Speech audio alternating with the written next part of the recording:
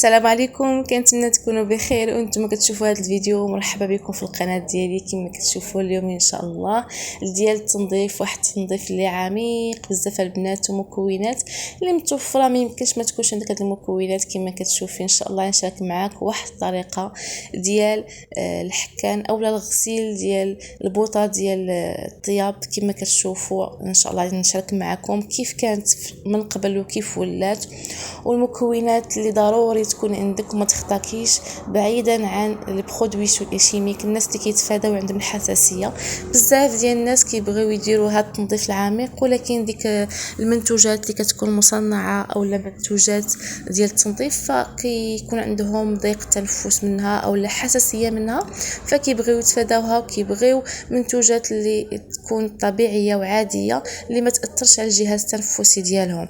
واليوم ان شاء الله غادي نشارك معكم هاد المكونات اللي صراحه زوينه بزاف، وان شاء الله عتكون متوفره عندك باش تنظفي ديال البوطه المجامر ديالك. كما كتشوفوا البوطه راه واكله العصا نيشان، يعني واحد المده اللي طويله بحكم اننا كنا شويه مشغولين بزاف ديال الحوايج. صراحه ولات حالتها، والبوطه ديال الطياب تغفلي عليها غير واحد 10 ايام ولا 15 يوم، ما درتيلهاش واحد الحكه اللي عميق، فراه كتولي هذه النتيجه. كما كتشوفوا شوفوا النتيجه كيفاش يعني محروقه لدرجه انها توسخات وتحرقات، يعني كنا كنديروا غير ديك التنظيف من الفوق. فالمكونات اللي نشارك معكم هذا النهار اللي صراحه رخاصين ومتوفرين. الخل فراه كيكون في اي دار مغربيه، ما يمكنش ما يكونش فيها الخل. ممكن انكم تستعملوا الخل الابيض وحتى هذا اللي كان عندكم متوفر. انا في التنظيف كنفضل هذا لانه كيكون مجهد وكيكون صراحه كيعطي نتيجه اللي سريعه ونتيجه اللي مضاعفه للخل الابيض. بالنسبه للمكون الثاني واللي هو خاصو يكون عندك حتى هو دائما، سواء هذا اولا كيكون بيكربونات الصودا العاديه. فكناخذوا البيكربونات الصودا حتى هي ضروري تكون عندنا لانها كتعمق لينا في التنظيف ديالنا. فاول تجربه اللي ندير معكم واللي هي هذه كما شفتوا الحاله ديال البوطه راها حالتها البنات. اول حاجه كنديرو هي الملحه كتساعدنا لانها كتكون خشينه وغليظه، فكتعاوننا على الحكان وكتعاون انها تفاعل لينا مع الخل، وكذلك تتفاعل حتى مع البيكربونات ومع المدة كتعطي واحد التنظيف. حتى الا ما بغاوش شي حد يدير هذه المكونات يكتفي غير بالماء سخون والحلفه ديال السلك وهذه الملحه، فراه حتى هي كتعاوننا بزاف على التنظيف.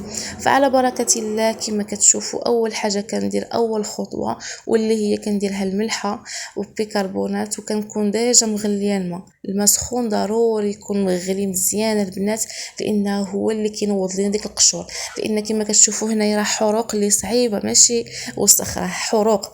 صافي من بعد ما درت انا هنايا الملحه كنضيف الماء سخون. الماء خاصو يكون غليان كما تلاحظوا معايا، هو اللي راه كيرطب لنا ديك الملحه مع الماء سخون، كيرطب ليا ديك الحروق وكيطلعها. كما كتشوفوا انا كنكب الماء وديك الحروق كيطلعوا بوحديتهم ومازال يتفاعلوا مع البيكربونات والخل لانهم كيعطيو واحد النتيجه اللي روعه. صافي هنايا كندير واحد الكميه اللي مزيانه ديال الماء سخون كنكبها على البوطان كامله البنات، وهنايا كنضيف البيكربونات. من بعدها كنضيف البيكربونات، انا ضفت غير وحده، ممكن انكم ديروا غير النص راه كافي. خليت واحد شويه باش نغسل ديك الحديدات ديال البوطه. فهذا كما كتشوفوا كنضيف الخل، فهنا كيتفاعلوا لي وهنا كينوض الوسخ. الا لاحظتوا ان هنا راه كينوض شويه ديال الوسخ وهنا راه كيتفاعل وكيقشر، يعني كينوض من الجدر ديك الوسخ. كما كتشوفوا هو كينوض كيتقشر ديك الحروق لان حروق اللي الطبقه ديالهم اللي غليظه فراهم كينوضوا. صافي غادي نبقى نضيف الخل بواحد الكميه. صراحه الخل غير ما يعني سخاو كونوا سخيين فيه، عطيو يعني ديك البوطه عطيوها حقها في الخل وعطيوها حقها في هذه المنتوجات باش تعطيكم واحد النتيجه اللي زوينه. فهنا تقريبا انايا نص ديال الكميه اولا نص قرعه ديال الخل اللي ضفتها هنايا وكنخليهم يرطابوا. هنا كنوريكم كيفاش كينوضوا ديك الوسخ، يعني غير ها نتوما حطيتها غير شويه مكملاش حتى واحد 10 ديال الثواني وبدا كينوض داكشي. يعني نخليهم يرطابوا شويه يبقاو شويه يتفاعلوا مع بعضياتهم لانهم كيعطيو واحد النتيجه اللي سريعه. صافي هنا نخليهم يتفاعلوا شويه وغادي ندوز معاكم لديك الحديدات اللي كيكونوا في البوطه. فهنا هاد الحديدات حتى هما كما كتشوفوا راهم حتى هما كيتحرقوا، كنضيف عليهم الماء سخون غليان حتى هو، ونفس التركيبه او نفس المكونات اللي ضفتهم على البوطه كنضيفهم هنايا على هاد الحدايد هادو. كما كتشوفوا انا كنضيف الماء وهو ديك الوسخ اللي القشر كيخرج. فصافي نضيف نفس المكونات، نحاول انني نخليهم يندمجوا، اولا نخلي ديك الجهه الفوقانيه نحطها من التحت باش يشد فيهم اولا كيتفاعلوا ليا. فهنا غادي نضيف ديك البيكربونات الصودا اللي بقاو لي، كنضيفها كامله على هاد البوط هاد الحدايد عفوا. يعني بقات تقريبا واحد 8 ديال المعالق. صافي غادي نضيف عليهم نخليهم بحال على هذا الشكل هذا، ونزيد نضيف عليهم الخل باش يتفاعلوا ليا.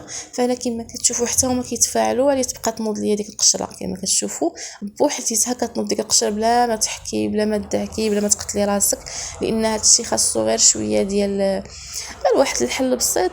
يعني ماشي ضروري دائما نحكوا الحاجه ونقتلوا راسنا بها. كما كتشوفوا بداو كيتفاعلوا ليا هنايا، غنخليهم على جنب يرطبوا مزيان على ما نسالي انا المسيح ديال البوطه. ديك الساعه غادي نبدا نغسل في هادو. فالتذكير هادو راني ما غسلتهمش انا بالجيكس، فقط خليتهم رطابو تقريبا واحد نص ساعه، خدمت شغلي وساليت. جيت لقيت داكشي تفاعل معاهم كما كتشوفوا على عينيكم، ما قطعتش الفيديو. جيت لقيتهم يعني بدا يخرج منهم داكشي. غسلتهم بالتيد وجافيل وبالحلفه ديال الماعن صافي وخرجوا.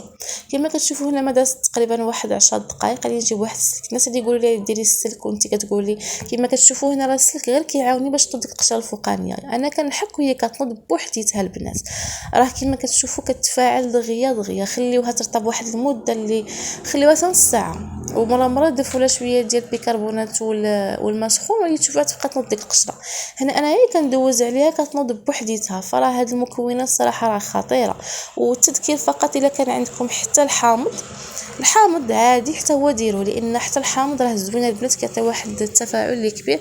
انا ما عنديش. صافي من بعد ما دوزت غير واحد الدقيقه ما كامناش ديال الحكان، هنا غادي ندوز لهاد الخلانيين، لان الخلانيين اصلا هما كيكونوا شويه اللون ديالهم كري. صافي غادي نبقى نضيف لهم ديك الصابون اولا اوني ديال الماعن، كنبقى كندوز عليهم. كما كتشوفوا انا كندوز غير بشويه وهما كيتفاعلوا ليا بوحدهم كينوضوا. كما كتشوفوا ديك الحروق الصعبه كامله ناضت وكتجي على هذا الشكل هذا. الناس اللي يقولوا لي راه باقي شويه، فهادوك الحروق اللي كتكون قديمه وصعيبه فيمكنش نحيدوها، ولكن ممكن ترجعوا الفيديو تشوفوا كي كانت البوطه قبل وكيفاش ولات من بعد. الصراحه راه كتبغي تخرج نقيه، وفي 10 دقائق ولا ربع ساعه كتخليها ترطب وكتدوزي عليها. فراه كتكون هي النتيجه. البنات جربوها وردوا عليا في التعاليق.